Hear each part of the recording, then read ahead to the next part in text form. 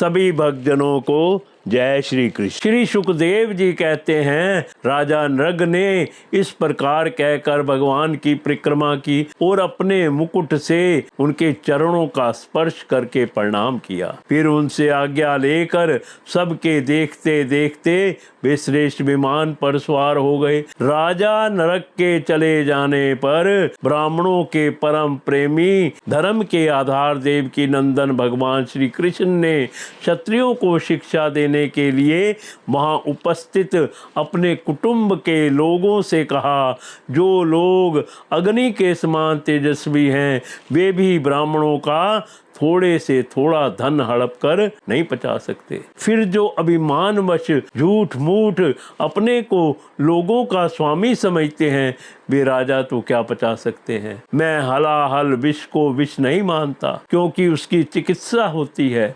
ब्राह्मणों का धन ही परम विष है, उसको पचा लेने के लिए पृथ्वी में कोई औषध कोई उपाय नहीं है। हलाहल विष केवल खाने वाले का ही प्राण लेता है और आग भी जल के द्वारा बुझाई जा सकती है, परंतु ब्राह्मण के धन रूप अग्नि से जो आग पैदा होती है वह सारे कुल को समूल जला डालती है। ब्राह्मण का धन यदि उसकी पूरी पूरी सम्मति लिए बिना भोगा जाए तब तो वह भोगने वाले उसके लड़के और पौत्र इन 3 पीढ़ियों को ही चौपट करता है, परंतु यदि बलपूर्वक हठ करके उसका उपभोग किया जाए तब तो पूर्व पुरुषों की 10 पीढ़ियां और आगे की भी 10 पीढ़ियां नष्ट हो जाती हैं। जो मूर्ख राजा अपनी राजलक्ष्मी के घमंड से अंधे होकर ब्राह्मणों का धन हड़पना चाहते हैं, समझना चाहिए कि वे जानबूझकर नरक में जाने का रास्ता साफ कर रहे हैं।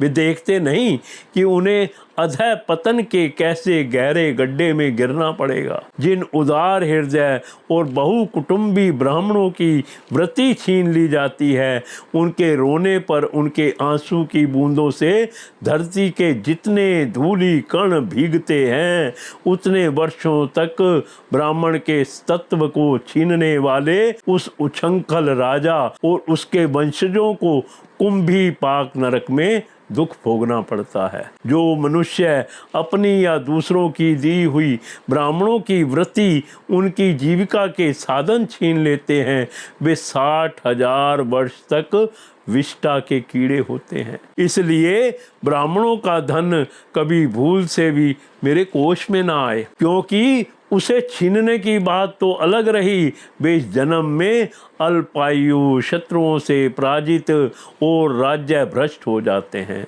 और मृत्यु के बाद भी वे दूसरों को कष्ट देने वाले सांप ही होते हैं। इसलिए मेरे आत्मियों, यदि ब्राह्मण अपराध करे तो भी उससे द्वेष मत करो। वह मार ही क्यों ना बैठे या बहुत सी गालियां या श्राप ही क्यों ना दे, उसे तुम लोग सदा नमस्कार ही करो। जिस प्रकार मैं बड़ी सावधानी से तीनों समय ब्राह्मणों को प्रणाम करता हूँ, वैसे ही तुम लोग भी किया करो। जो मेरी इस आज्ञा का उल्लंघन करेगा उसे मैं क्षमा नहीं करूँगा, दंड दूंगा।